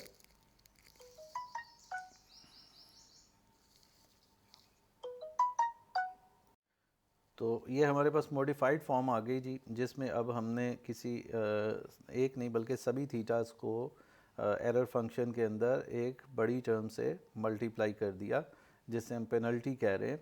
और अब जब हम इसका डेरिवेटिव लेंगे तो सारे थीटास जो हैं उसके ऊपर इसका इम्पेक्ट हमें नज़र आएगा, और जब हम उसको रिड्यूस करेंगे एरर को, तो हम देखेंगे कि थीटास की वैल्यू, यानी linear regression with regularization is shown below.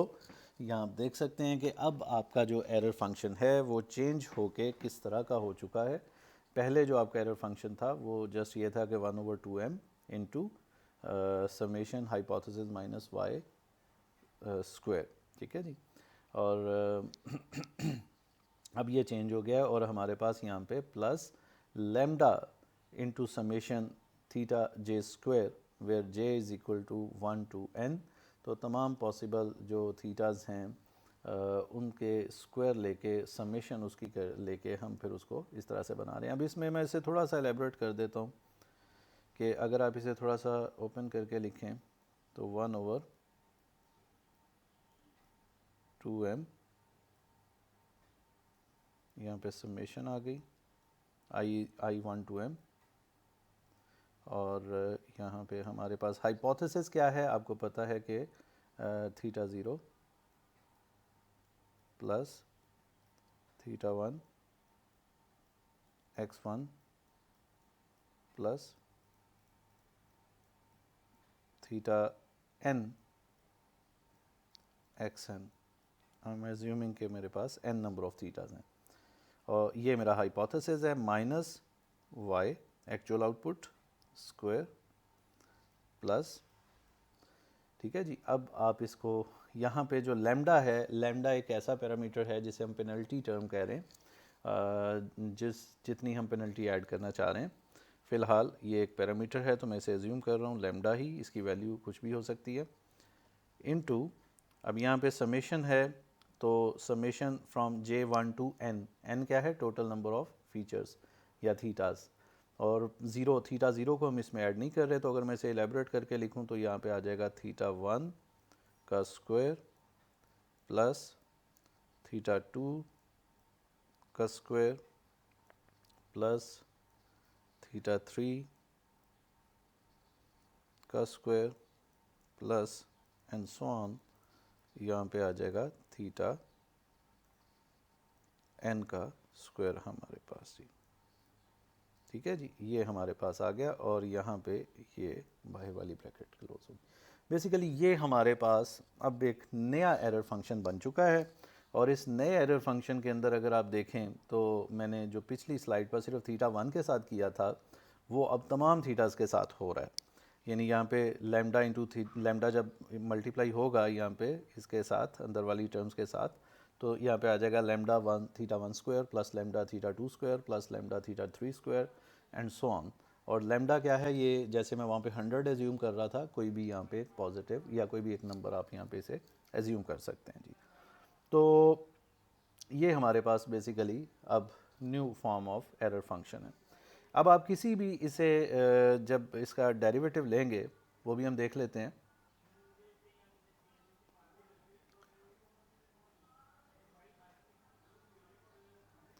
किसी थीटा आई के विद रिस्पेक्ट अगर मैं इसका डेरिवेटिव लेता हूँ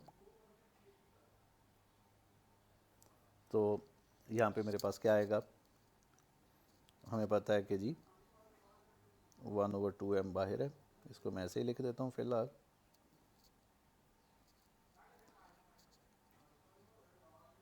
यहाँ पे 2 आ गया स्क्वायर वाली टर्म,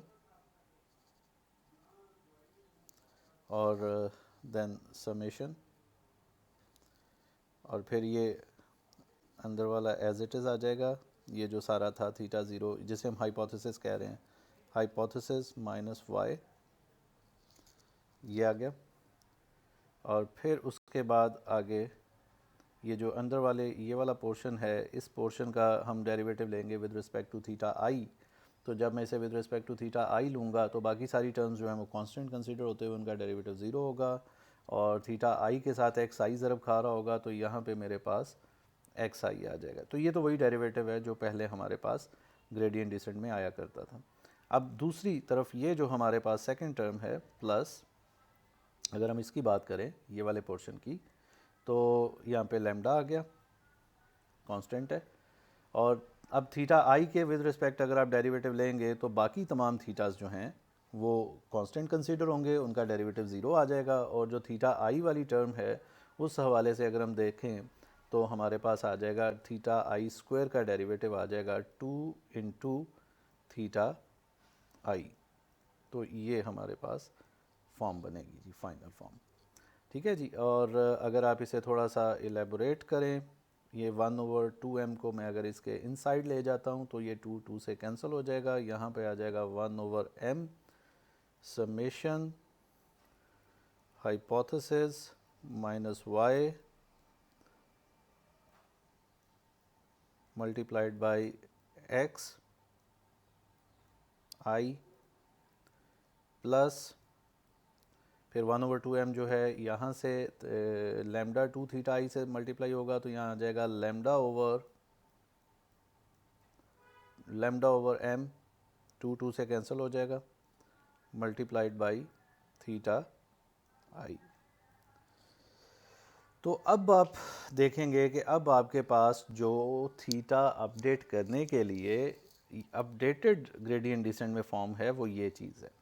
यानी अब आपने करना क्या है, to update any theta I, suppose अगर आपने थीटा आई अपडेट करना है तो प्रीवियस वैल्यू या old value of theta I minus alpha and multiplied by ये वाली टर्म, इससे आपने मल्टीप्लाई कर देना है जी। ये हमारे पास बेसिकली अपडेटेड रूल आ जाएगा फॉर ग्रेडियंट डिसेंट।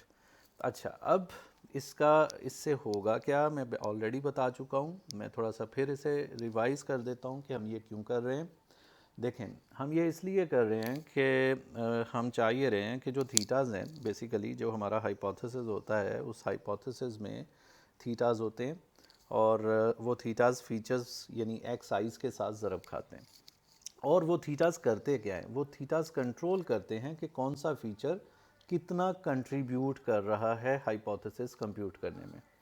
तो जिसकी वैल्यू ज़्यादा होगी, जिस थीटा की वैल्यू कह लें कि ज़ीरो से दूर होगी, चाहे नेगेटिव साइड पर हो या पॉजिटिव साइड पर हो, उसका कंट्रीब्यूशन भी ज़्यादा होगा, उसके साथ मल्टीप्लाई होने वाले फीचर का कंट्रीब्यूशन भी ज़्यादा होगा। यानी फॉर एग्ज़ाम्पल अगर मैं कहता हूँ थीटा वन एक्स वन एक एक्स वन फीचर का कंट्रीब्यूशन थीटा वन से कंट्रोल हो रहा है, तो अगर मैं कहता हूँ कि जी थीटा वन जो है इसकी वैल्यू 5 है, तो ये जो भी x1 फीचर की वैल्यू थी उसे 5 टाइम्स कर देगा हाइपोथेसिस के अंदर उसका कंट्रीब्यूशन।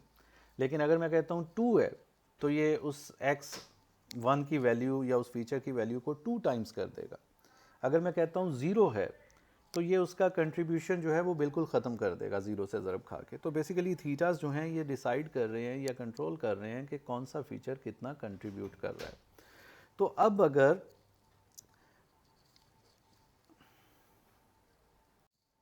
सेकंड जो हमने यहाँ पे रूल डिस्कस किया था वो ये था कि अच्छा, एक तो हो गया कि थीटास कंट्रोल करते हैं contribution of features in hypothesis, और दूसरा ये है कि हम चाह रहे हैं कि और ये थीटास की आपस में एक रिलेटिव वैल्यूज़ होती हैं, यानी थीटास एक दूसरे के साथ रिलेटिव वैल्यूज़ के साथ हमारे पास कंक्लूड होते हैं। तो अगर हम इनकी वैल्यूज़ को हाई रखेंगे तो ओवरफिटिंग के चांसेस ज़्यादा हैं। अगर थीटास की वैल्यूज़ रहेंगी तो रिलेटिव ही, फ़र्ज़ करें कि अगर एक थीटा वन की वैल्यू अगर 4 है और थीटा टू की वैल्यू उसमें 8 है, तो मतलब theta two 2 times theta one के उसमें इनकॉर्पोरेट कर रहा है। तो अगर मैं कह देता हूँ कि थीटा वन की वैल्यू 4 की बजाय 1 है और थीटा टू की वैल्यू 2 है, तो अभी भी इनका रिलेशन जो है वही है कि theta two is contributing 2 times. तो लेकिन अब ये है कि ये जो दूसरा केस है इसमें ये ज़ीरो के ज़्यादा करीब है। तो बेसिकली हम ये चाह रहे हैं कि थीटास की आपस में रिलेटिव वैल्यूज़ वही रहें, लेकिन वो ज़ीरो के करीब आ जाएं, ज़ीरो के करीब उनकी वैल्यूज़ होंगी, तो वो ओवरफिटिंग जो है उसमें उसके होने के चांसेस कम हैं। अब ये करने के लिए हम क्या कर रहे हैं, हम ये रेगुलराइजेशन का कॉन्सेप्ट यूज़ कर रहे हैं। और रेगुलराइजेशन के अंदर हम कर क्या रहे हैं कि हमने अपने एरर में कुछ चेंज ये की कि तमाम थीटास को स्क्वायर्स लेके और उनको एक पेनल्टी टर्म के साथ ज़रब दे के एरर में ऐड कर दिया। जैसे क्या हुआ, एरर बढ़ गया, एरर की वैल्यू बढ़ जाएगी। अब जब ग्रेडियंट डिसेंट इसको देखेगा तो वो इसे मिनिमाइज़ करने की कोशिश करेगा, और जब वो मिनिमाइज़ करने की कोशिश करेगा तो वो इस एरर फंक्शन का डेरिवेटिव लेगा with respect to that theta, और फिर उस थीटा को मज़ीद रिड्यूस करने की कोशिश करेगा। तो रिज़ल्ट क्या निकलेगा, थीटास कम होने शुरू हो जाएंगे। लेकिन अब इसमें एक और चीज़ भी है कि ये जो आपने पेनल्टी टर्म, जैसे मैं लैम्डा यहाँ पे कह रहा हूँ, जो आपने लैम्डा एज्यूम किया है, अगर इस लैम्डा की वैल्यू को आप बहुत हाई रख देते हैं, अगर आप इस लैम्डा की वैल्यू को बहुत हाई रख देते हैं, तो इसके साथ ज़रब खा के एरर की वैल्यू बहुत ज़्यादा इंक्रीज़ करेगी, बहुत ज़्यादा हो जाएगी। तो जिसके नतीजे में वो थीटास को और ज़्यादा कम, यानी एरर को नीचे लाने के लिए थीटास को और ज़्यादा कम करने की कोशिश करेगा। तो जब ग्रेडियंट डिसेंट थीटास को और ज़्यादा कम करने की कोशिश करेगा तो थीटास ज़ीरो को अप्रोच करना शुरू कर देंगे। तो जब थीटास ज़ीरो को अप्रोच करना शुरू कर देंगे तो हम कहेंगे कि वो तो थीटास एलिमिनेट होना शुरू हो जाएंगे, फीचर्स एलिमिनेट होना शुरू हो जाएंगे। तो बेसिकली हम अंडर फिटिंग की तरफ जाना शुरू हो जाएंगे कि जब आप लैम्डा को बहुत हाई वैल्यू दे देंगे तो वो एरर को बहुत ज़्यादा ह्यूजली इंक्रीज़ करेगा और उसकी वजह से थीटास जो हैं उनको और ज़्यादा मिनिमाइज करने की कोशिश करेगा, और क्योंकि एरर नीचे लेके आना होगा, और उसके नतीजे में नतीजा ये निकलेगा कि हमारे थीटास ज़ीरो को अप्रोच करना शुरू हो जाएंगे। तो वो जिन फीचर्स के साथ ज़रब खा रहे होंगे उनका कंट्रीब्यूशन ख़त्म होना शुरू हो जाएगा। और दूसरी तरफ यह है कि अगर आपने लैम्डा को बिल्कुल ही छोटी वैल्यू दे दी, सपोज सबसे छोटी वैल्यू ज़ीरो दे दें, तो ये टर्म वैसे ही ख़त्म हो जाएगी। ये वाली जो टर्म है ये वैसे ही ख़त्म हो जाएगी, मतलब पेनल्टी वाला कॉन्सेप्ट ही ख़त्म हो जाएगा। तो मतलब ओवरफिटिंग अपनी जगह पे ही रहेगी। तो यहाँ से हम एक चीज़ ये भी लर्न कर रहे हैं कि अगर आपने लैम्डा को बहुत कम रखा तो ओवरफिटिंग का मसला रिजॉल्व नहीं होगा, वो वही रहेगा। और अगर आपने लैम्डा को बहुत हाई कर दिया तो ये अंडर फिटिंग की तरफ जाना शुरू हो जाएगा। तो ये एक सेकंड इसके अंदर प्रॉब्लम जो है वो स्टार्ट हो जाएगी, ये अंडर फिटिंग की तरफ मूव करना शुरू हो जाएगा। तो हमने लैम्डा को बड़ा केयरफुली सेट करना होता है जी, ताकि ना वो अंडर फिटिंग की तरफ चला जाए और ओवर फिटिंग का प्रॉब्लम भी रिजॉल्व हो, और जो कह लें कि इम्पॉर्टेंट फीचर्स हैं उनका कंट्रीब्यूशन रहे, और जो लेस इम्पॉर्टेंट फीचर्स हैं ओके। अभी हमने देख लिया कि किस तरह से हम डेरिवेटिव लेंगे और ग्रेडियंट डिसेंट जो है वो किस तरह से उसका अपडेट रूल बनेगा।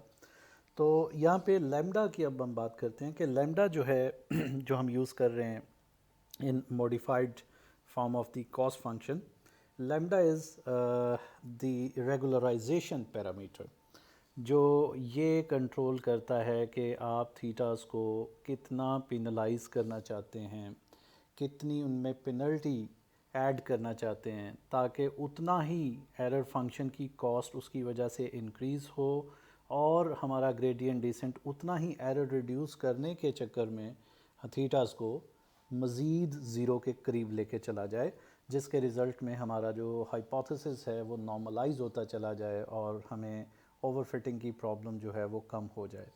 तो जो पैरामीटर है लैम्डा, ये एक ट्यूनेबल पैरामीटर है जी, इसको बड़ा केयरफुली हमें चूज़ करना पड़ता है। ऐसा नहीं है कि इसकी कोई फिक्स्ड वैल्यू है जो आप इसकी जगह पे यूज़ कर सकें। इसको जैसे लर्निंग रेट हमने पढ़ा था इन लीनियर रिग्रेशन के, उसे ट्यून करना पड़ता है, इसी तरह से जो ये लैम्डा पैरामीटर है, रेगुलराइजेशन पैरामीटर जिसे हम कह रहे हैं, इसको भी एक तरह से ट्यून करना पड़ेगा। इसकी भी एक ऐसी वैल्यू हमें ढूंढनी पड़ेगी अपने डेटा सेट, अपनी प्रॉब्लम के लिए, जहाँ पे ना तो हमारा मॉडल ओवरफिट हो रहा हो और ना ही हमारा मॉडल अंडरफिट हो रहा हो। तो यहाँ पे दो चीज़ों का ट्रेड ऑफ होता है जिसको इस लैम्डा से कंट्रोल किया जा सकता है। एक कि हम कितना अच्छे से मॉडल को ट्रेनिंग डेटा के ऊपर फिट करना चाह रहे हैं, कि अगर आप लैम्डा यूज़ ही नहीं करते, लैम्डा की वैल्यू ज़ीरो है, और अगर आपका मॉडल ओवरफिटिंग की तरफ जा रहा है, अगर बहुत जैसे कि ओवरफिटिंग का मसला अगर उसमें एग्जिस्ट कर रहा है, तो ट्रेनिंग डेटा के ऊपर आपका मॉडल आइडियली फिट हो रहा होगा। या अगर वो एक लॉजिस्टिक या अगर वो क्लासिफिकेशन की प्रॉब्लम है तो बाउंड्री बहुत आइडियल बन रही होगी, वो किसी भी डेटा पॉइंट को कोशिश करेगी कि मिसक्लासीफाई ना कर रही हो। तो एक तरफ तो है कि कितना अच्छे से मॉडल फिट करना है, लेकिन उसका ड्रॉबैक क्या आता है कि उसकी वजह से ओवरफिटिंग हो रही होती है। उसको एड्रेस करने के लिए हमने रेगुलराइजेशन या पेनल्टी का कॉन्सेप्ट इंट्रोड्यूस करवाया, जिसके लिए हम ये लैम्डा पैरामीटर यूज़ कर रहे हैं।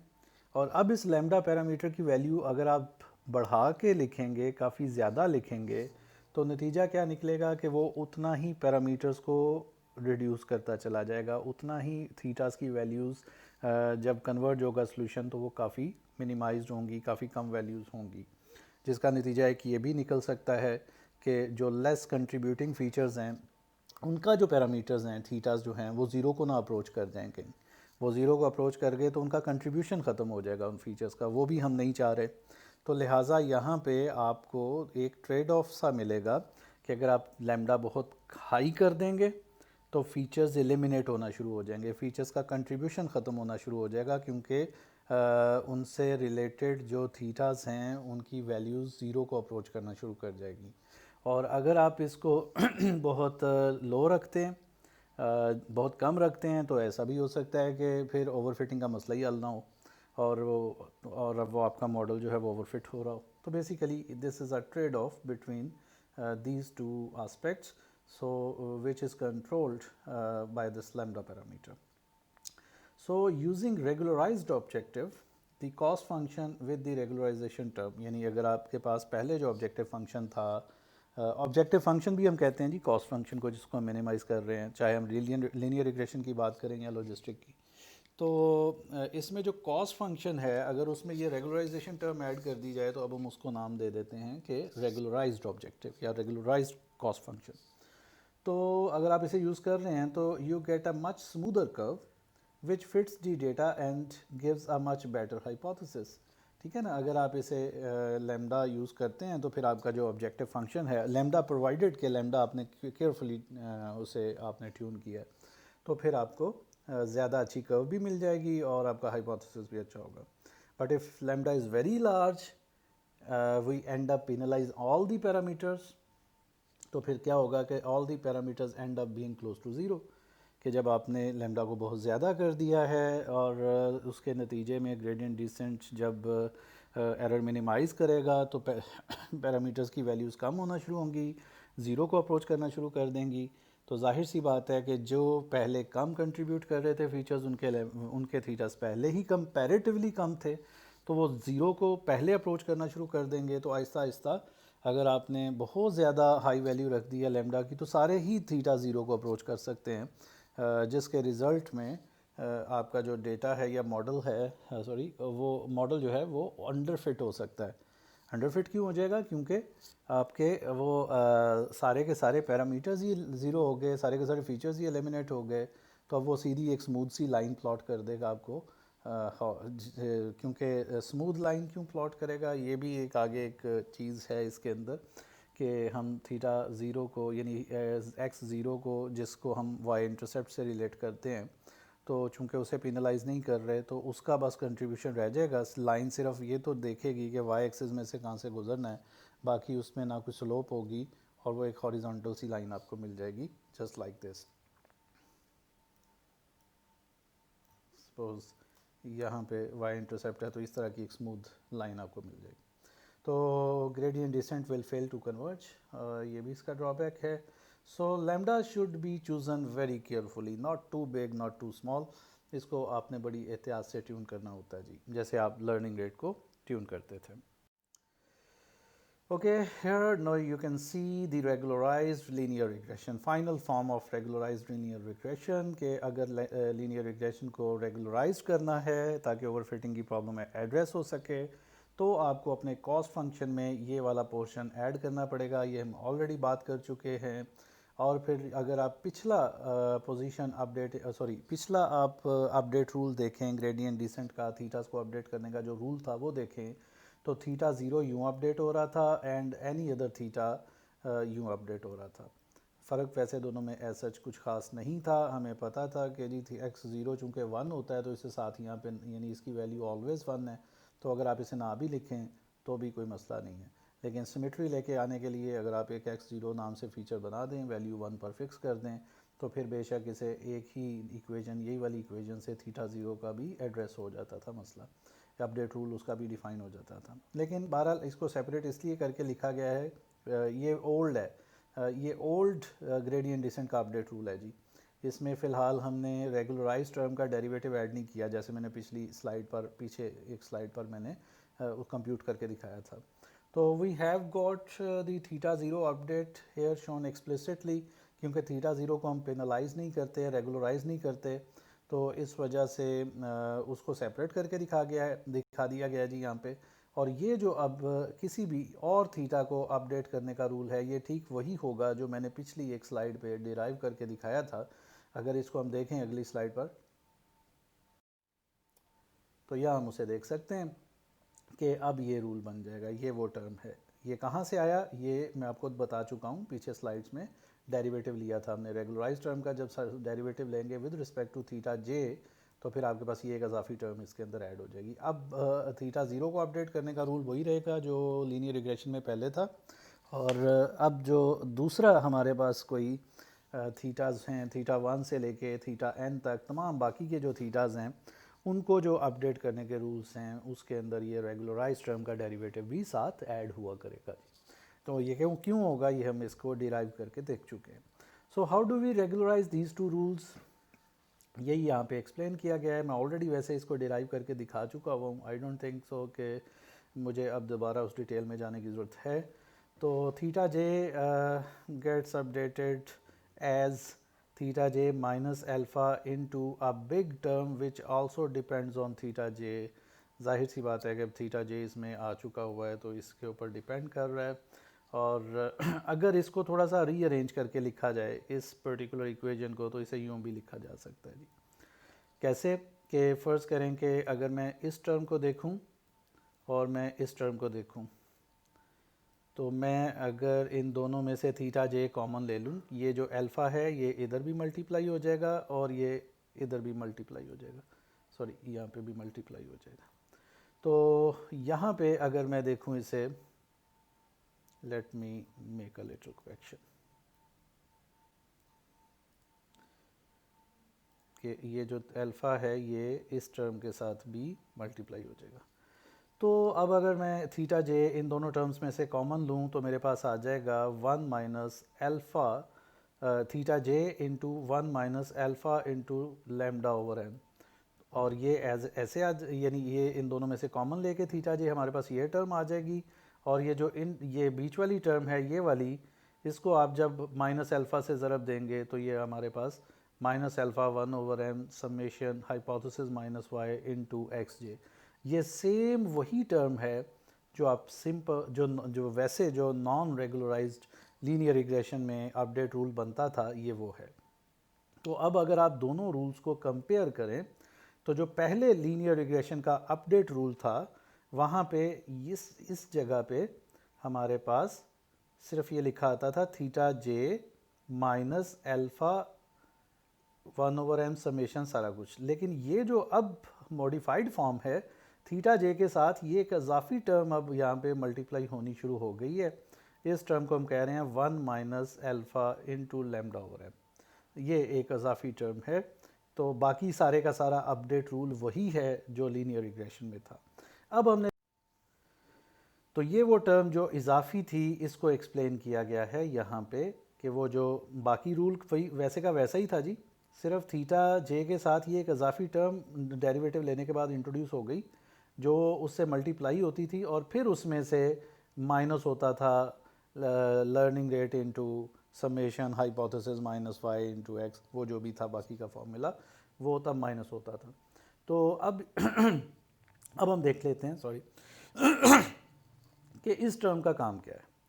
तो ये आप जब टर्म देखेंगे तो इसमें लर्निंग रेट आपको पता है कि यूजुअली आप 0.01 या एक छोटी वैल्यू ले रहे होते हैं 0.001, यानी या 10% किसी चीज़ का या 1% किसी चीज़ का, इस तरह से आप लेके चल रहे होते हैं जी से, या इवन 10%, 1% या 0.1% किसी टर्म का, ये जब मल्टीप्लाई होगा जिस टर्म के साथ, ये उस टर्म का एक ख़ास माइनर सी माइन्यूट सी परसेंटेज ले लेगा, उसका एक ख़ास पोर्शन ले लेगा, फ्रैक्शन ले लेगा उसकी।